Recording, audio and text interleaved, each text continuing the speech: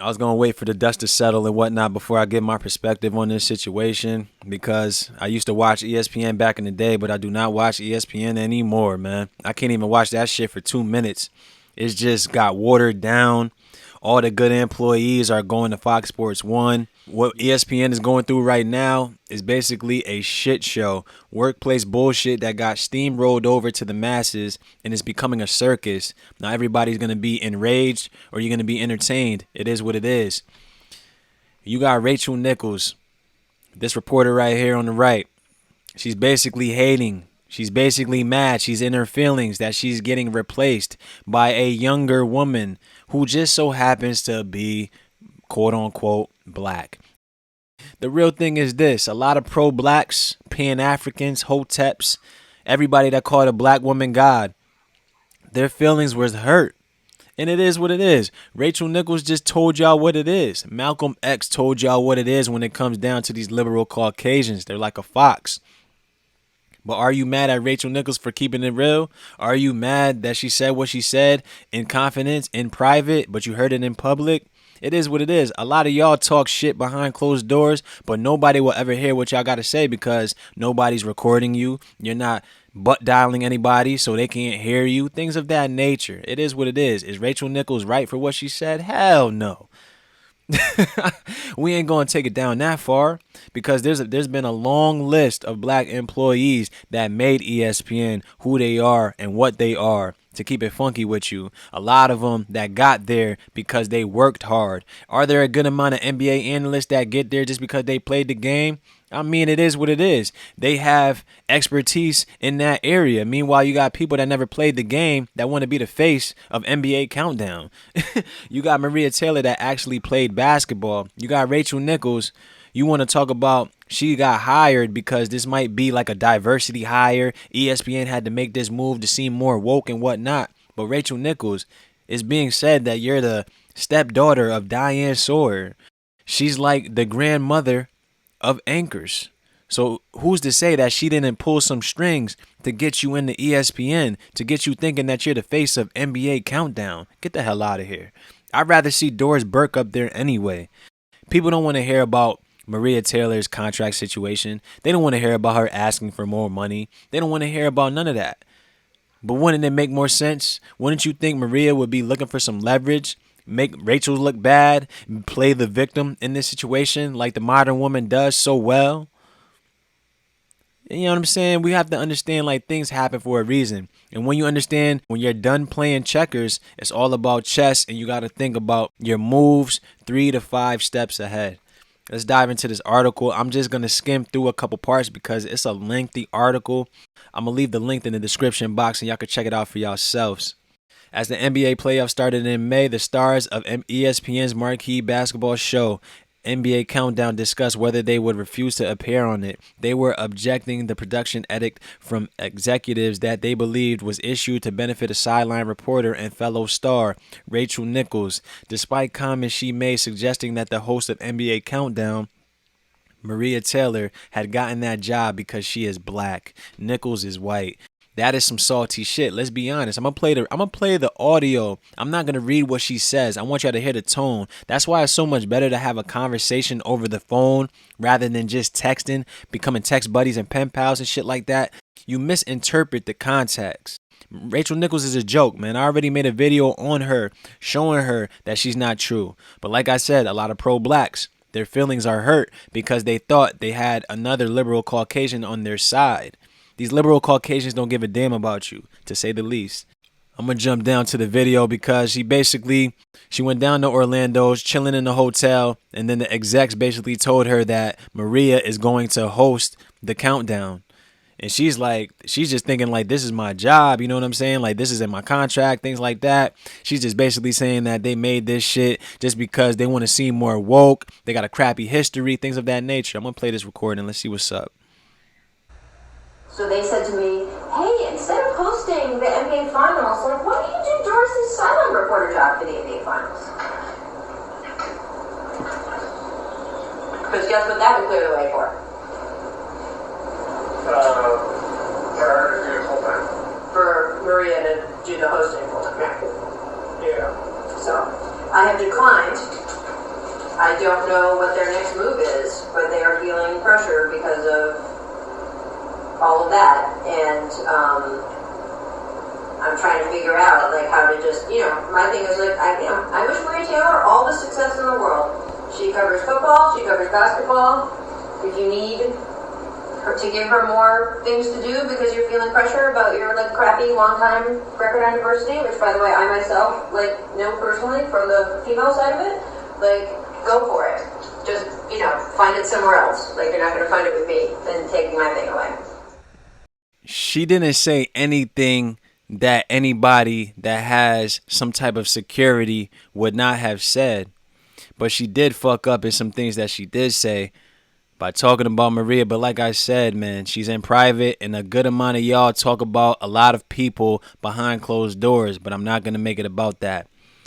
Obviously, she's tight, she's salty that they're going to give Maria the position basically because they feel quote unquote pressure, but that's a rumor. We're not going to talk about that. She's basically making it seem like she's only getting hired because she's black. The proof is in the pudding with a lot of people, and a lot of people are just friendly just because they have no other option to do. They have no other way of dealing with you, so they just kill you with a smile. All right, let's keep going on, man.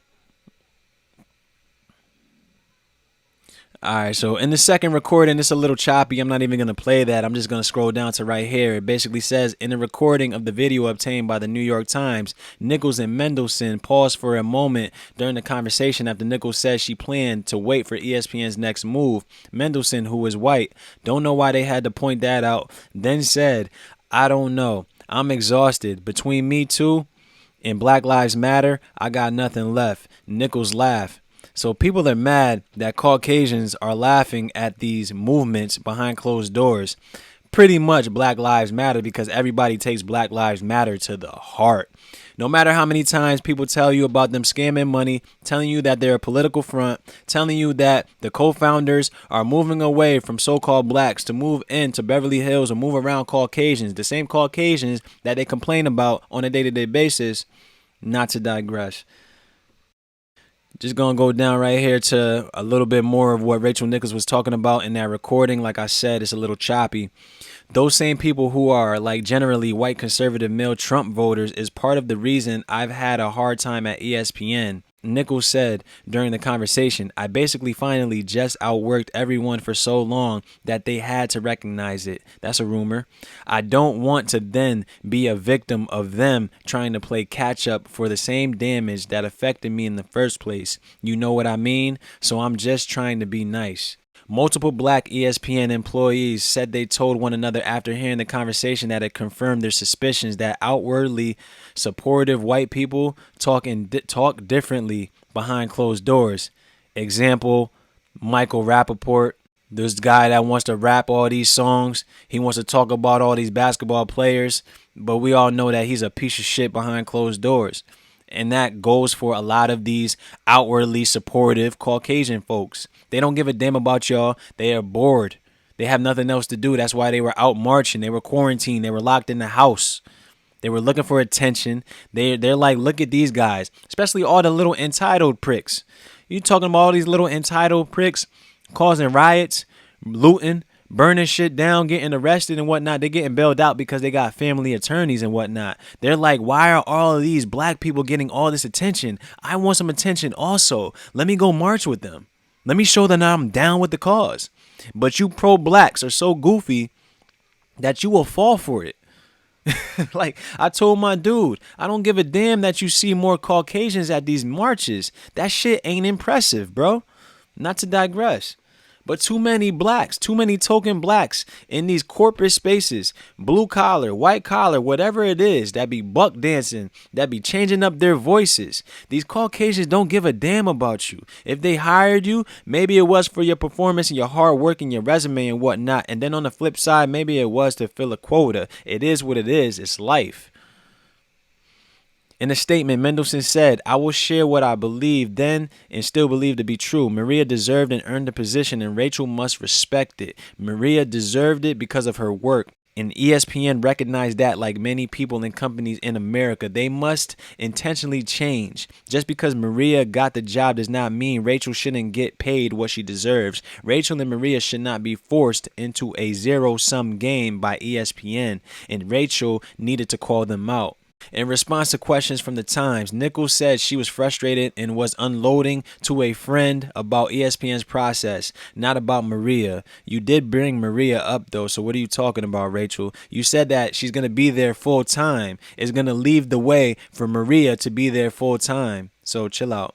But she added, my own intentions in that conversation and the opinion of those in charge at ESPN are not the sum of what matters here. If Maria felt the conversation was upsetting, then it was, and I was the cause of that for her. Nichols said she reached out to Taylor to apologize through text and phone calls. Maria has chosen not to respond to these offers, which is completely fair and a decision I respect, Nichols said. Man, it is what it is, yo. I'm just going to roll down real quick. So within ESPN, particularly among the NBA group that works with both Taylor and Nichols, many employees were outraged upon watching the video. They were especially upset by what they perceived as Nichols' expression of a common criticism used by white workers in many workplaces to disparage non-white colleagues, that Taylor was offered the hosting job only because of her race, not because she was the best person for the job. The employee said that Nichols made Taylor's job more difficult because Taylor also needs to go to Mendelsohn to secure interviews with basketball newsmakers. Now I'm going to roll down right here to this important part right here, because the other shit really doesn't matter. It's just filling up the space. ESPN declined to say whether any employees were disciplined, and Nichols said that she was told that the content of the conversation did not warrant any discipline. The only person known to be punished was Kayla Johnson. A digital video producer who told ESPN Human Resources that she had sent the video to Taylor. Johnson, who was black, was suspended for 2 weeks without pay and later given less desirable tasks at work. So basically, they gave her less desirable tasks until she quit. Kayla Johnson was holding it down for one of her homegirls. And let's keep it funky. A lot of individuals do not do that. A lot of y'all hear people talk shit about the people that y'all call quote unquote friends. And then you don't go back to your quote unquote friends and let them know what you just heard, which basically makes you fake, essentially. And too many people are fake nowadays. So here goes Taylor, who had recently gained widespread acclaim for her on-air comments about the murder of George Floyd by a police officer, was fed up because she had also been disparaged recently by at least one other ESPN colleague for speaking about Floyd. She told executives, including Pitaro, the company's president, that she would not finish covering the season. I will not call myself a victim, but I certainly have felt victimized. Oh, man, that's like saying you're the tallest midget, man. And I do not feel as though my complaints have been taken seriously, she wrote in an email to ESPN executives, including Pitaro, 2 weeks after the incident, which was obtained by the Times. In fact, the first time I have heard from HR after 2 incidents of racial insensitivity was to ask if I leaked Rachel's tape to the media. I would never do that. That's a rumor. We don't know that, though. We really don't know, Maria. We really don't know. That pretty much sums up the part of the article that I really wanted to talk about, man. In all honesty, it's a part right here too. Basically, they didn't discipline Rachel Nichols, right? They took her off of the sideline. We know that now. The finals was last night. They replaced Rachel Nichols with Malika Andrews, who is an individual that Maria Taylor, who basically been assisting getting a bigger role on the NBA countdown, on the NBA finals as a NBA sideline reporter and whatnot. But on the flip side, ESPN is still doing little things to still have Rachel Nichols involved, whether they want to pre-record things or do things like that to make her feel involved and not shitted on and whatnot. Essentially, they're stepping on the toes of Lisa Salters, Cassidy Hubbard, and Malika Andrews. So they're basically going to get lesser assignments so that Nichols could still have the lead sideline reporter role. It doesn't make any sense. How are they going to fix this situation? Like I said, man, Rachel Nichols messed up, ESPN messed up because this is just a big shit show and this all could be handled differently and whatnot. Don't get too in tune with the race aspect of this situation. Just understand this. If you know about a workplace being toxic, don't get involved with that workplace. All money is not good money. It doesn't matter if that situation was the best job that you got paid for, the most money that you were getting. If that job interferes with your morals and your values, changes your character, makes you a better person for them, now makes you a better person for yourself, then you have to question what are you doing in that workplace. A lot of people just stay in these situations because it's a consistent paycheck. Just like you stay with that toxic girl or that toxic guy and whatnot. Just because they supplying you with what you need, you can't find it anywhere else, or you're lazy to go ahead and search, you're going to get stuck with the same toxic behavior, the same stress levels, the same headaches and whatnot. There's a lot to unpack with this situation.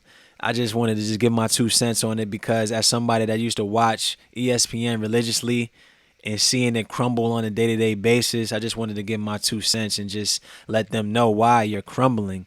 You're going too woke. You're going to go broke doing that.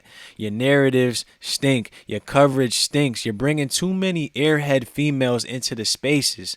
This is another thing. And Rachel Nichols was talking about diversity, being a female and whatnot. You are in a male-dominated workplace. So how do you feel that there's going to be diversity when there's a male-dominated workplace? That's like asking a guy to try to get a job in the salon. It doesn't make any sense. It doesn't work out like that, man. It's not that easy. You know what I'm saying? But that's enough that I got for this, man. I'm going to leave the link for this article so y'all can read this long-ass article, man.